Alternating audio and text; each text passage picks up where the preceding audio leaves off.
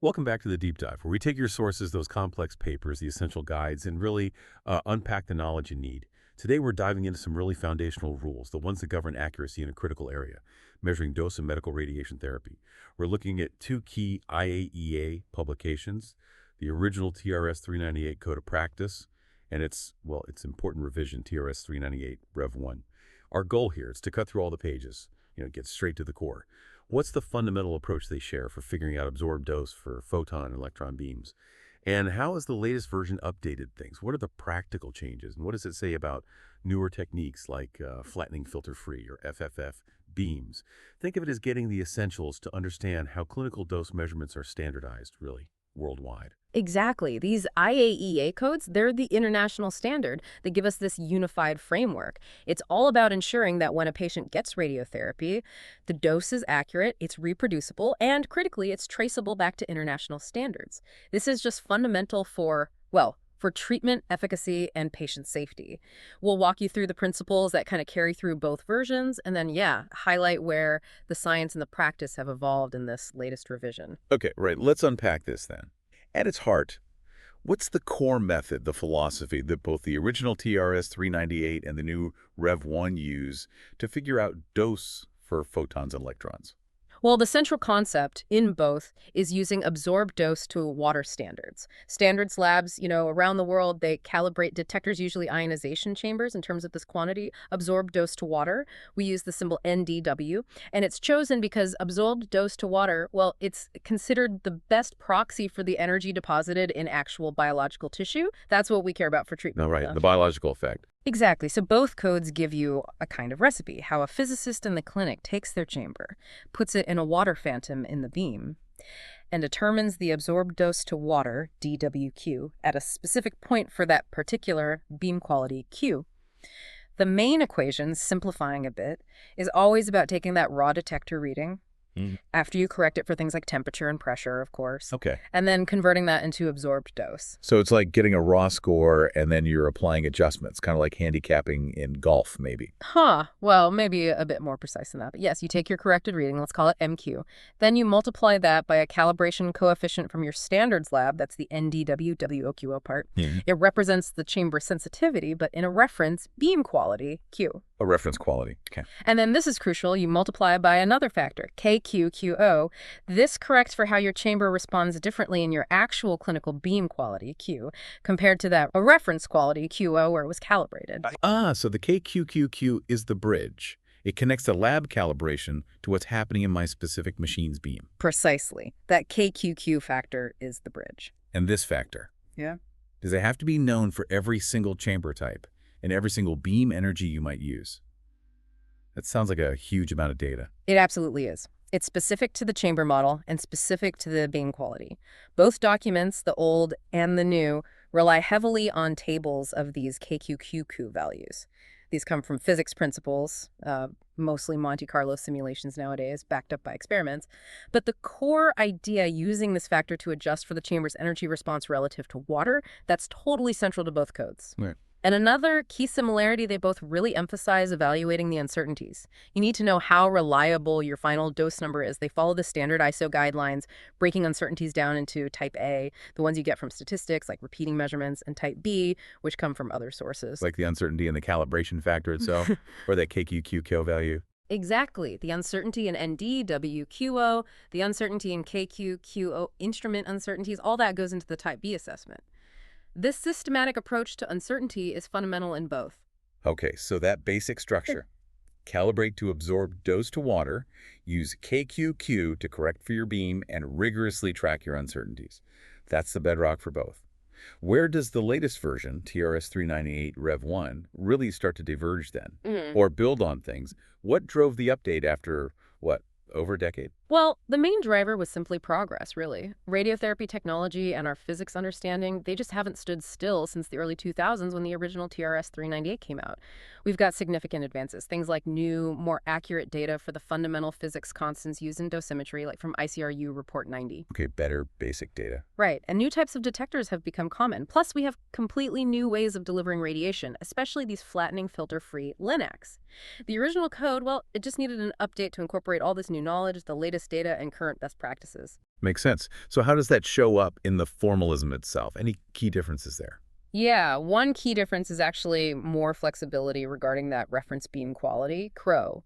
The original TRS-398, it really focused heavily on cobalt-60 gamma rays as the kind of default reference quality for calibrations. Right, the classic standard. But Rev.1, it more explicitly handles situations where the big standards labs, the PSDLs or SSDLs, can actually provide calibrations directly in modern accelerator beams, high-energy photons or electrons. This means your reference quality crew might not be cobalt-60 anymore. It could be, say, a 6 MV photon beam from an accelerator. Ah, so the calibration might happen in a beam much closer to the one you actually use clinically. Exactly. Which can make the calibration chain potentially shorter, maybe more robust for some beams. Rev.1 even introduces this concept of an intermediate quality quint for when you need to link calibrations between different non-cobalt beams. That wasn't really fleshed out before. Okay, so it's adapting the framework to what modern calibration labs can actually offer, streamlining things. Precisely. It makes the standard more practical, reflecting the current metrology infrastructure. Another big area of refinement is in the details of those perturbation factors. Right, the corrections for the chamber itself not being water PCAV, PDD spool wall. Yeah, those ones. Because the chamber's presence inevitably disturbs the radiation field a little bit, Rev.1 draws on newer data and insights and gives more detailed guidance on determining and applying these. For instance, it clarifies the cell factor, the correction for the central electrode, much more explicitly than older protocols did. It recognizes its specific impact. So a deeper understanding of how the detector itself affects the measurement. Yes. And the data underpinning those crucial KQQ factors we talked about. The bridge factors. Right. That data has been updated too, based on newer, presumably more accurate Monte Carlo simulations and experimental results. This means for some common chambers or beam energies, the recommended KQQ value might actually be slightly different in Rev.1 compared to the original TRS-398. Okay, so physicists need to be aware that the numbers themselves might have changed. Definitely. And the uncertainty analysis for these KQ values, particularly in the megavoltage photon and electron beams used clinically, that's also been refined. Rev.1 gives more precise statements about uncertainty based on more extensive data analysis. For instance, it cites about a 0.6% uncertainty just for the KQ factor itself in typical MV photon beams. That's quite specific. Okay, so beyond the core formulas, the updated data, the calibration routes, what about the practical day-to-day stuff? Any new hands-on recommendations in Rev.1 that affect how a physicist actually does the measurement in the clinic for photons and electrons? Yes, absolutely. Rev.1 gives clearer, sometimes more detailed instructions for applying several key correction factors beyond just KQQO. For example, it provides updated guidance on figuring out the polarity effect CAPL. That's the one where the reading depends on whether the voltage on the chamber is positive or negative. Exactly. The reading might be slightly different, so you need to correct for it, usually by averaging readings at both polarities. And it also details the ion recombination correction, chaos.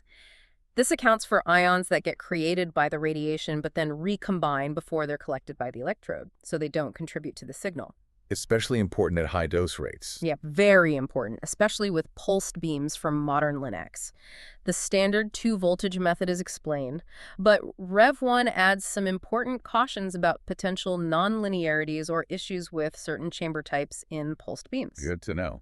What else is new, practically? A really significant addition, especially relevant for modern treatments with complex dose distributions, is the volume averaging correction factor, KSFL. Ah, you mentioned this briefly. This is because the detector isn't a true point, it has a size. Precisely. If you're measuring in a region where the dose is changing rapidly across the volume of your detector, like near the edge of a beam, or in a steep gradient like in IMRT or SBRT fields, your detector averages the dose over its sensitive volume. This can mean that the reading doesn't accurately reflect the dose at the actual central point you're interested in. So KVol corrects for that averaging effect. Yes. Rev.1 provides guidance on how to calculate KVol, usually based on the measured dose profile across the beam. That seems incredibly important for accuracy, especially with highly shaped or small beams where gradients are super steep. It absolutely is. Ignoring KVol in those situations, that can lead to significant errors, especially in small field dosimetry. Rev.1 also reinforces and updates recommendations for the Fantas, the water tanks you measure in. emphasizes water as the gold standard, gives specs for phantom size to ensure full scatter conditions, and also talks about materials for waterproofing sleeves for the chamber, ideally thin PMMA, less than a millimeter thick, to minimize its own perturbation. Okay, practical details matter. What about relative dosimetry, like measuring PDDs or profiles? For relative dosimetry, measuring dose distributions like percentage depth dose curves, PDDs or beam profiles, or determining output factors for different field sizes, Rev.1 builds on a key assumption. The assumption is that if you measure the relative ionization with your chamber, that distribution can accurately represent the relative absorbed dose distribution. As long as you're past the buildup region. Right. Beyond the depth of maximum dose, Dmax, provided that things like stopping power ratios and those perturbation effects we discussed don't change significantly with depth or field size in that region. Okay, a reasonable assumption for many situations, but good to be aware of the condition. Yes. And it includes specific practical tips, too, like how you should orient small thimble-type ionization chambers when measuring in complex situations, like inside a wedged photon beam, to minimize orientation effects, usually perpendicular to the wedge gradient. Got it. So lots of practical refinements alongside the bigger picture changes. Now, you mentioned new technologies like FFF being a key driver for the update. What specific guidance does TRS-398 Rev.1 offer for these flattening filter-free beams? They're becoming really common now. Yeah, this is where Rev.1 explicitly acknowledges and incorporates a major technological shift in radiotherapy. FFF beams, because they don't have that metal filter to flatten the beam profile, they have this characteristic peaked shape, much higher intensity in the center, and often deliver dose at much higher rates per pulse. So different beam characteristics entirely. Very different. But the first thing Rev.1 does is confirm that the fundamental dosimetry formalism using absorbed dose to water calibration, ND/W, and the beam quality correction factor, KQ/QO, is still applicable to FFF beams. The basic physics doesn't change. Okay, so the core approach holds. Good. But, and this is a big but, it highlights that the unique characteristics of FFF beams mean you need particular care in your measurement procedures. Because of that sharp central peak and the rapidly falling dose as you move away from the center, things like precise alignment of the beam and your detector become even more critical than for flattened beams. Especially for small fields, I imagine. Exactly, especially when dealing with small fields, say, smaller than 5 by 5 centimeters, which are often used with FFF beams for techniques like SBRT. The document actually points users towards other specific guidance documents that focus just on the challenges of measuring output factors in these very small fields. Okay, so it acknowledges the extra difficulty and directs you to specialized resources. Right, and crucially, that volume averaging correction factor, kVol, we discussed. Yeah, the one for detector size. It is extremely relevant for FFF, probably more so than for flattened beams generally. Why?